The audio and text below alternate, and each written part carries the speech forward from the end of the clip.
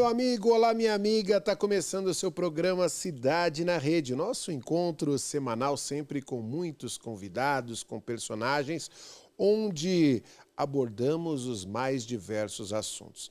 Nesta semana, quero falar sobre música. Quero falar com vocês sobre algo extremamente agradável. Para isso, estou trazendo aqui uma das grandes referências, Nil Bernardes.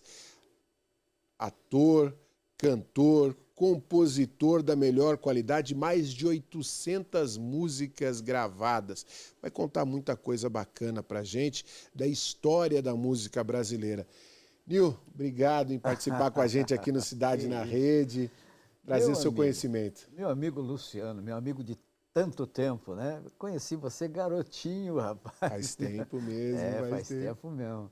E estamos aqui, né, para a gente falar um pouquinho da nossa carreira, um pouquinho da nossa música, do que nós fizemos, né, em todas as áreas, né, produção, discos, dublagens, né. Muita coisa. Eu costumo dizer que eu bato escanteio, corro na área e vou cabecear. E faz bem tudo. Quanto tempo de carreira, Nil? Conta pra gente. Então, eu vou completar agora em 2026... 50 anos de carreira. Merece um super show, hein? Um super evento, por favor, hein? 50 anos de carreira. Porque eu comecei profissionalmente, né? Eu digo isso profissionalmente, porque de carreira mesmo, eu acho, segundo a minha mãe, eu já comecei a cantar quando eu nasci, né? Diz que o meu choro já foi um canto. Então, mas de carreira profissional, vou completar 50 anos em 2026. E foram 50 anos assim de muita batalha, muita luta, né? Muitas conquistas, né? E graças a Deus hoje eu posso dizer que eu sou uma pessoa que consegui muitas coisas, né? Na minha carreira, como compositor, como produtor, como cantor. Ô Nil, eu digo sempre para alguns amigos que quando você faz o que ama, você não trabalha. Lógico que existe a responsabilidade, Sim, o compromisso, mas jamais, por exemplo, eu como jornalista, em coberturas, em eventos, apresentando programas, há o desgaste físico às vezes, mas o mental é sempre um prazer muito grande, porque você está realizando aquilo que você sonha. Dentro da sua arte, nas noites mal dormidas, nos translados, nas viagens, né? Porque o pessoal fala, a viagem é maravilha, fazer show, não é maravilha, não. A estrada é uma coisa que cansa muito. Mas imagino que você deva ter histórias e momentos de absoluta realização, né? Ah, sem dúvida, porque principalmente as viagens, né? Porque a gente viaja o Brasil, o exterior, e você, às vezes, você já esteve em Roma? Já estive em Roma. E como é que foi lá? Foi assim, eu fui, cheguei e vim embora. A casa era tal. Eu fui, cheguei e vim embora. Né? Você passa a conhecer o mundo, mas realmente não conheceu o mundo, né? Eu brinco, né? Às vezes viajando com o futebol, você conhecia hotel e estádio. Qual hotel e estádio? E você foi no lugar tal? Não fui. Eu fui no estádio. Tem um estádio assim assado. E a pessoa, nem sabia que essa cidade tinha estádio. Eu falei, tem um estádio. Ô Nil, você falou que já desde pequenininho cantava. Agora, como é que foi que você realmente entrou? Quando começou a tocar violão? Quando que você descobriu a música? Então, rapaz, eu com 4 anos de idade, né? Meu pai, ele tocava saxofone, só que meu pai não tocava profissionalmente, não. Sim. Meu pai era funcionário da CMTC, Companhia Municipal de Transportes Coletivos em São Paulo. Né? Sim. Só que ele trabalhava nas garagens. Meu pai, ele mexia com obras, ele era mestre de obras. E quando ele chegava à noite em casa, ele pegava o saxofone e ia estudar saxofone. Né? Então, eu ficava ali. Tinha meus 4, 5 anos de idade. Encantado com aquela coisa? Encantado com ele tocando o saxofone e tal. E depois, ao som do saxofone dele, eu comecei a cantar músicas que ele tocava. Aí ele começou a me ensinar as letras, né, das músicas. E a primeira música que eu cantei na minha vida ao som do saxofone do meu pai foi uma música chamada Chora Doutor. né? Ela fazia assim, chora, doutor, chora. Eu sei que o medo de ficar pobre lhe apavora. Chora, doutor. Olha Né? só. Inclusive, essa música hoje, me parece que até o Zeca Pagodinho regravou essa música e tal. É uma música de 1958. Bacana. Né? Então, quer dizer, aí já começou, com mais ou menos 4, 5 anos de idade, eu subi no palco pela primeira vez para cantar uma música num clube chamado Clube La Pianinho, Sim, aqui na Lapa, aqui em São conheço, Paulo, conheço. exatamente, no Clube La Pianinho, para você ver. E eu cantei, olha só os repertórios que eu cantava. Eu cantei uma música que chamava Baiano Burro. Então a música é assim, pau que nasce torto, não tem jeito, morre torto, baiano burro, garanto que nasce morto, mas o pau que nasce torto, não tem jeito, morre. Quer dizer, um garoto com 4, 5 anos no palco cantando, e foi ali, meio de improviso, um amigo da minha família, que trabalhava no circo, que me levou, e tinha um rapaz com pandeiro. Então o rapaz começou, e eu cantando, pau que nasce torto, não tem jeito, morre torto, baiano burro, garanto que nasce morto. Quer dizer, encantou, né? Encantou o público e tal. E eu gozado que eu não lembro o que eu comi ontem, mas eu lembro. Você lembra disso, é verdade. Eu lembro disso. Lembrança boa. Foi maravilhoso, entendeu? Então, quer dizer, com 4 anos, praticamente, 4, 5 anos, eu já comecei a minha carreira artística já cantando. Aí depois vem os conjuntos, que hoje se fala banda, né? Sim. Mas na minha época, né, na década de 60, 70, era o conjunto. Conjunto do bairro, né? Nós formamos lá um conjunto chamado Jovens Atuais, né? Tinham 2 irmãos, né, gêmeos, inclusive, o Toninho e o Luizinho. O Luizinho me ensinou a tocar violão. Né? Então aí nós montamos o conjunto, então a gente já saía para bailinhos. E no colégio, nós representamos o colégio numa disputa. Tinha alguma coisa a ver com a Jovem Guarda? Tudo a ver. Tudo a ver. Tudo a ver com Jovem Guarda, com Beatles, com Bee Gees, com Creedence. Era uma safra boa, né? Era uma safra boa. Não, e o interessante, Luciano, é que, por exemplo, a gente pegava as músicas em inglês e a gente não dominava o inglês. Então você botava o disco na vitrola e ficava tirando a letra, né? Então, por exemplo, uma música dos Beatles que falava assim, It's been a hard day's night, né? Aí, por exemplo, aí eu pegava e entendia, aí eu escrevia lá, It's been a high day, eu sei o que é isso. Night, entendeu? E depois, eu lembro disso. Aí você na hora cantava no palco, It's been a hard day's night, e estava tudo certo. Aumentava a guitarra, o microfone ficava um pouco mais baixo e vai embora, pessoal. Pô, eu fiz isso também na minha adolescência. Era maravilhoso, rapaz. Bacana. A gente fazendo os bailinhos e tal. Nos apresentamos em 1969 na TV Excelsior, defendendo o nosso colégio que a gente estudava, sabe? Aí já era os Jovens Atuais lá. Eu tocava contrabaixo na época, tocava contrabaixo e era vocalista, né? Cantava as músicas. E como veio a sensação, né? E a mensagem divina para você falar assim, eu vou começar a compor também. Começar a compor, exatamente. Meus 12, 13 anos... Eu comecei a compor, já comecei a escrever, já. E uma das primeiras músicas que eu fiz, eu devia ter uns 14 anos, ela se chamava São Francisco, né? Depois até nós modificamos o nome para gravar. E ela falava assim, ai que saudade do rio, rio que corria, junto à vida ia, querendo ficar. Tinha nome de santo e era abençoado, Deus o havia criado para nos ajudar. E essa música eu coloquei num festival, que era aquele negócio meio bossa nova da época, né? Sim. Colocamos essa música num festival, eu inclusive ganhei o festival.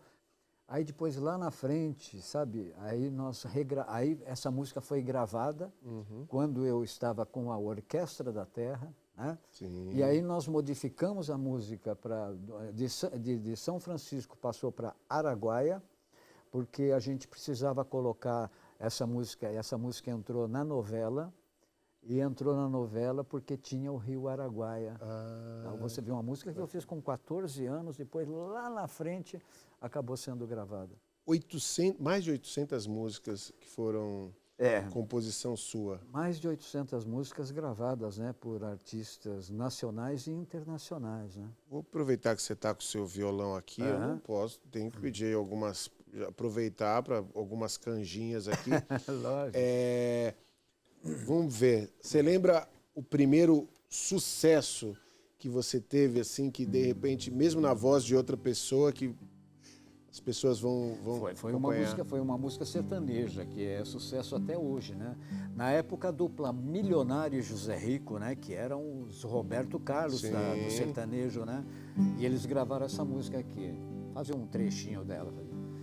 Eram dois amigos inseparáveis, lutando pela vida e o pão, levando um sonho de cidade em cidade, de serem donos do seu caminhão, né? Sonho de um caminhoneiro, Milionário, né? Uma José música que foi Rico. um grande sucesso. E essa música primeiro foi gravada por um cantor chamado Antônio Borba, né? Mas o disco do Antônio Borba demorou para sair. Sim. E no fim, Milionário José Rico acabou gravando. E qual que é esse processo da composição? Porque existe um abismo entre você escrever a música dentro do seu quarto, na garagem da sua casa, e essa música chegar numa produtora, chegar numa gravadora, chegar num grande artista. Como é que foi esse seu processo para o seu conteúdo, a sua ideia, a sua inspiração chegar para tanta gente? Nessa época, eu era músico, né, de um cantor chamado Terry Winter, né? Terry Winter, que fez um grande sucesso. Era um brasileiro que cantava inglês. Que naquela época, inclusive Roberto Carlos, Fábio Júnior, todos utilizavam nomes em Exato. inglês porque era o charme dos anos 70, Exato. 60, 70 ali. E o Terry Winter, ele foi precursor de tudo isso, né?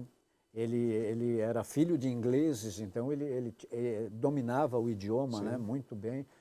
E eu fui ser músico dele em 1978, né, viajando e tal, e nós começamos a compor. Essa música, Sonho de um Caminhoneiro, é de minha autoria, a autoria dele. No sertanejo, ele usava o pseudônimo de Chico Valente, né, porque ele pensava, ele achava que colocar Terry Winter no sertanejo não tinha nada a ver. Então arrumou um pseudônimo Chico Valente, né? Um negócio bem terra, né? Bem chão, né? Então nós começamos a compor. E aí você, o processo, você compõe a música na época. Você compunha a música, colocava numa fita cassete, né? E mostrava. Né? Mostrava para artistas, para empresários, tal, ou mesmo nas editoras, né? Nas editoras musicais, né? Como o Terry Winter já tinha um conhecimento já com vários artistas, tal, foi mais fácil para a gente chegar aos produtores e mostrar a música, né? E aí você começa a ganhar um know-how nisso. Exatamente, porque quando você consegue obter o seu primeiro sucesso, né? Foi um sucesso nacional, O Sonho de um Caminhoneiro, né? E logo depois veio a outra música também, que foi Filho Pródigo. Filho Pródigo que tem mais de 30 regravações, né? Que faz... Eu tinha bom gado de corte, eu tinha bom gado leiteiro, eu tinha um cavalo baio e um abundante celeiro. É uma música que foi gravada por Tonico e Tinoco, gravou essa música, né? E tem uma passagem muito legal, Bruno e Marrone, quando gravou essa música, num DVD que eles fizeram a respeito de músicas que eles tocavam no barzinho, quando o Bruno e Marrone ainda não era o Bruno e Marrone, né? Então, nesse DVD, quando ele canta essa música, ele chora. Ele quase não consegue chegar ao fim da música, as lágrimas caem e tal, porque lembra de tudo aquela fase de barzinho. E a música, né? A música Filho Pródigo, ela traz uma mensagem, né? De você, o filho vai embora, depois ele volta e o pai recebe de braços abertos, né? Ô Nil, eu sempre tive uma relação muito próxima com a música, também na minha adolescência, lógico, depois não me aprofundei nisso, mas tive banda também, de música. Só que eu sempre tive, ao contrário dos amigos que tinham, na época, e a banda era de rock, eles tinham uma postura, às vezes, um pouco radical, dessa coisa assim, ó, eu só gosto disso. E eu sempre me considerei um cara muito eclético. Primeiro porque a minha escola, eu cresci com a minha mãe ouvindo MPB dentro de casa, minha mãe enfermeira, e quando, final de semana, às vezes em casa, às vezes durante a semana, eu ouvi, sabe, com Chico Buarque, com Caetano Veloso, com Milton Nascimento, com Maria Bethânia, com Joana, e então eu tive que conviver muito com essa fonte, e tinha a fonte da Jovem Guarda, que eu lembro também as músicas do Roberto Carlos. Outro dia eu comentava sobre memórias da infância, e eu lembro de uma memória, eu cantando aquela música Guerra dos Meninos, do Roberto Carlos, e que a minha mãe achava muito engraçado, e toda reunião de família pedia para que eu cantasse, porque eu falava assim, vivia preocupado, tentando encontrar uma saída. E eu não falava o preocupado, eu falava preocupado. E isso é uma memória que eu trago da infância. A música em si, você acha que, às vezes, poxa, é coisa de você rotular a música do que é bom, o que é ruim, e essas divisões, talvez, principalmente no nosso cenário nacional, a gente vê tanto ritmo, né? O próprio pop rock hoje é tão, sabe, desunido, a música sertaneja cresceu talvez por conta dessa união, essa coisa de sempre querer botar um carimbo na música, se é boa ou ruim, atrapalha o processo até de evolução, porque a gente tem grandes artistas e com carreiras tão curtas, principalmente no exterior, né? Eu acho que não existe música boa ou música ruim. Existe aquela música que toca na pessoa, né? Aquela música que diz alguma coisa para a pessoa. Eu, por exemplo, a minha vida, eu sempre ouvi tudo, eu ouço tudo. Eu gosto de André Rieu, por exemplo, né? Eu tenho todos os DVDs do André Rieu. Então eu fico na minha casa lá. E, inclusive, Carmen Monarca, que é uma brasileira que cantou muitos anos, né, na orquestra do André Rieu, eu tive a felicidade de repente, produzir ela cantando num projeto que nós fizemos em prol do Hospital de Câncer, né?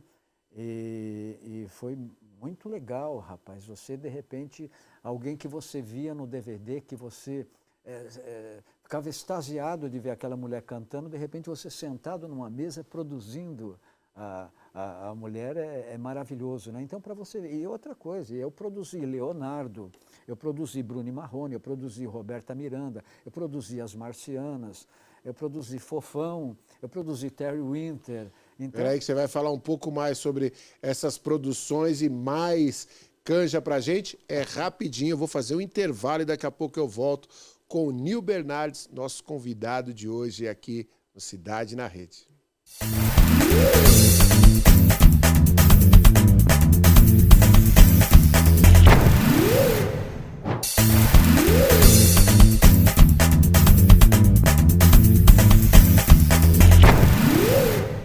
Legal, voltando o nosso Cidade na Rede, hoje com Nil Bernardes, muitas histórias, muito conhecimento na música. Nil, você estava falando de tanta gente legal que você produziu, tanta gente que esse Brasil inteiro conhece. Conta para Leonardo, o que você fez com o Leonardo, que hoje é uma referência. Hoje Leonardo, além de um grande artista, né? Se tornou também, nesse mundo de hoje, também um personagem muito... Não, o Leonardo é esse personagem que... O Leonardo, o que ele é na televisão, ele é também... No dia a dia. No dia a dia, sabe? Aquele cara brincalhão, aquele cara que, de repente, você... Tem uma passagem muito engraçada, a gente reunido fazendo uma base, né, da gravação dele e tal, já era tipo... 1h30, 2h da madrugada, tal, o Leonardo entra no estúdio, né? Aí para, né? Aí ele vira e fala assim, gente, olha, tem uma casa aí, japonesinha, 18, 19 aninho, 20 aninho, mas a coisa mais linda do mundo, viu? Aí um gajo vira e fala para ele, aonde, Léo? Aonde, Léo? Ele fala, 30 quilômetros de Tóquio.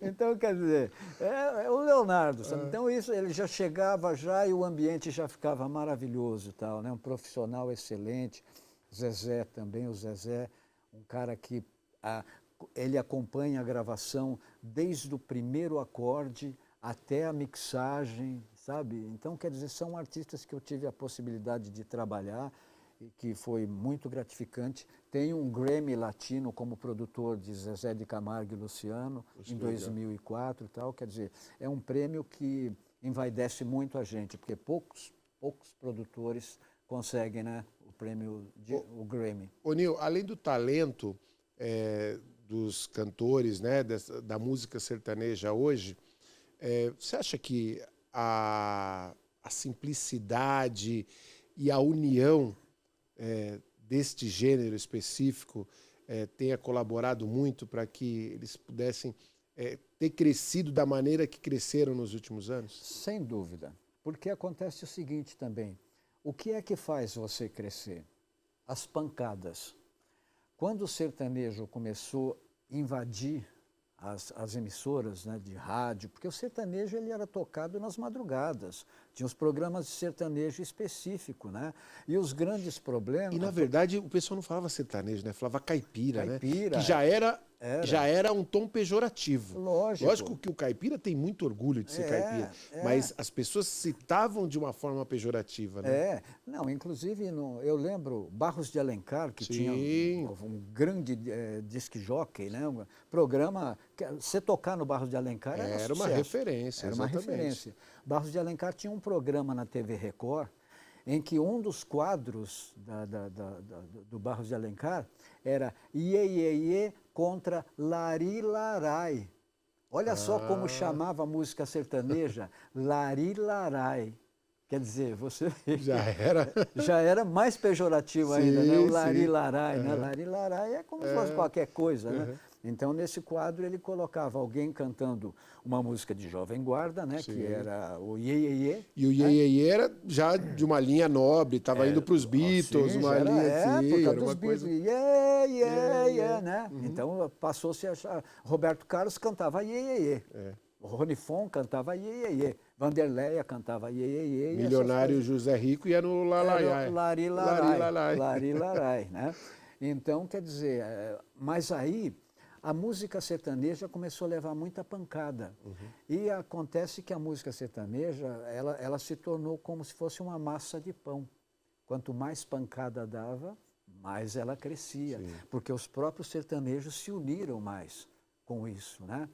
E, inclusive, teve uma época que nós acabamos fazendo uma música que era a respeito disso mesmo, das pancadas que os sertanejos estavam levando. E aí eu compus, juntamente com o Zezé de Camargo e meu parceiro Antônio Luiz, fizemos uma música chamada Agora Aguenta Nós. Nós estávamos no estúdio produzindo o Zezé, eu estava na mesa, o Zezé sentado assim, numa poltrona atrás, e a gente estava mixando uma música, de repente veio na minha cabeça assim, eu virei para trás e falei para o Zezé, já que deixaram nós soltar a voz, agora aguenta nós, agora aguenta nós. Aí ele falou, rapaz, o que é isso? Eu falei, pintou agora aqui na minha cabeça. Ele falou, guarda isso daí, esse refrão é maravilhoso. Tal. Bom, continuamos o trabalho. Uns 2 anos depois disso, a gente no estúdio, o Zezé vira para mim e fala assim, ô Nil, eu estou sentindo falta de uma música para cima nesse disco aqui, né? Aí eu falei para ele, ô Zezé, você lembra daquele refrão que eu cantei aquela vez lá no estúdio e tal? Ele, qual refrão? Aí eu cantei o pedacinho do refrão, ele falou, rapaz, isso é muito bom. E aí eu falei, olha, eu e o Antônio Luiz começamos a fazer essa música lá na casa do Antônio Luiz, né? Inclusive, muito interessante, porque nós estávamos no aniversário do filho do Antônio Luiz. E festa de criança chega uma hora que você não aguenta mais, né? Aí nós subimos para um sótão que ele tem lá na casa dele e fomos compor. Aí lembramos desse refrão, começamos a compor essa música. Aí o Antônio Luiz falou assim, não, para. Eu falei, como para? Não, para, nós vamos acabar essa música com o Zezé. Olha só como é que Olha que legal. E paramos ali. E eu conversando com o Zezé lá no estúdio, e o Zezé falou, eu falei, olha, eu e o Antônio Luiz já começamos a fazer a música, né? Aí ele falou, e como é que é? E eu chamei o Antônio Luiz, que estava num outro estúdio, trabalhando com o Leonardo. Veja bem as produções que a gente fazia.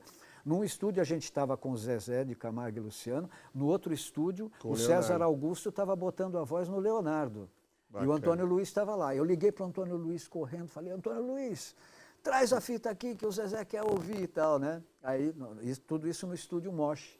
Subimos numa sala lá em cima, já ouvindo. Aí, meu velho, o negócio, né? Deixa eu pegar um tom aqui, mas não é. Já que deixaram nós soltar a voz, agora aguenta nós, agora aguenta nós. Já que deixaram nós soltar a voz, agora aguenta nós, agora aguenta nós. O sertanejo é a cara do Brasil, verde, amarelo, branco, azul e anil. E aí foi, a música foi saindo, legal. Rapaz. Ali compusemos a música naquela noite, já era quase madrugada. Estava sendo gravado as bases do disco do Zezé, nós descemos, o maestro Martínez, que estava no estúdio fazendo, o Zezé já na hora falou, maestro, já tem uma música aqui para fazer arranjo. Na hora o maestro fez o arranjo, gravamos as bases.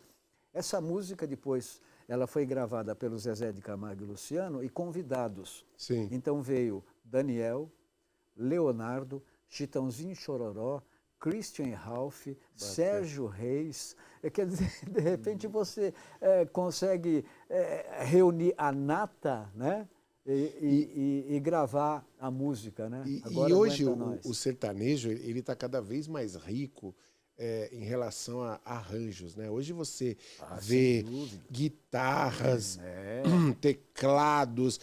Eu até, há um tempo atrás, fiz uma sacanagem com um amigo meu, que eu tive acesso a uma fita, a um material fita, né? Fita a gente está entregando a idade, né? A um material do Gen Giovanni, mas era um material instrumental. Aham. E aí, quando você começa a ouvir o instrumental, você vê que tem solo de guitarra, você vê que tem uma bateria marcando efetivamente, você tem um baixo marcando a música, não é só simplesmente um acompanhamento. Sim. E aí eu mostrei para um amigo meu que gosta muito de rock e que é totalmente uma postura contra a música sertaneja. E aí eu falei, cara, ouve isso aqui. É uma banda que faz, a banda americana, faz um trabalho parecido com Van Halen, uma coisa. Aí o cara olhou, falou assim, tá bom, deixa eu ouvir. Aí eu botei.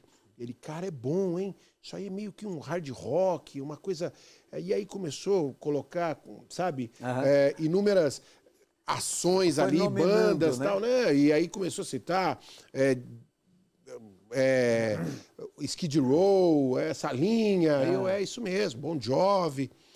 E aí depois que ele estava ali, já navegando, eu falei, cara, isso aí é Gen Giovanni. Não.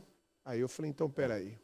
Aí era tipo do 1 ao 5, ainda nos CDs, né? 1 ao 5 era a base, depois do 6 em diante eram as mesmas músicas. Aí eu soltei a música, entrou a voz e...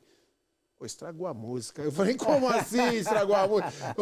Quer dizer, a sua opinião está em cima da letra. Não tem jeito. Né? Tem muito disso ainda, né? Tem muito disso, lógico. Mas o sertanejo, ele cresceu muito, né, em arranjos. Os grandes maestros foram trabalhar no sertanejo, né? Daniel Salinas, né, um grande maestro. O Eduardo Lages, que é o maestro do Rei, né? Maestro do Rei, cansou de gravar com a gente lá. Zezé de Camargo, o próprio Leandro, né? Leandro e Leonardo. Depois o Leandro, quando infelizmente o Leonardo faleceu. Não, o Leandro, né? faleceu. Exato. Então, quer dizer, Chitãozinho Chororó, você ouve, as músicas são grandes orquestras, né? Os backs vocais, você às vezes botava 8 pessoas lá para fazer back vocal. Ô Nil, a gente está com o nosso tempo reduzido, mas eu preciso o seguinte, no violão, tem o maior sucesso do Nil? Olha, foi a música praticamente que me lançou, né, como compositor e como cantor, né, que foi o tema de abertura da novela O Rei do Gado, né? Então essa música Benedito Rui Barbosa nos deu a oportunidade de poder, né, fazer, e foi o meu grande sucesso, né, de parada como cantor também, né? Fazia: sou desse chão onde o rei é peão, com um laço na mão, laça, fere e marca, deixando a ilusão de que tudo é seu, com coragem de quem vive, luta, sonha em ser mais feliz, e quem sabe serei. Voam livres pensamentos meus, vão pelo ar, me fazem sonhar e sentir-me um Deus.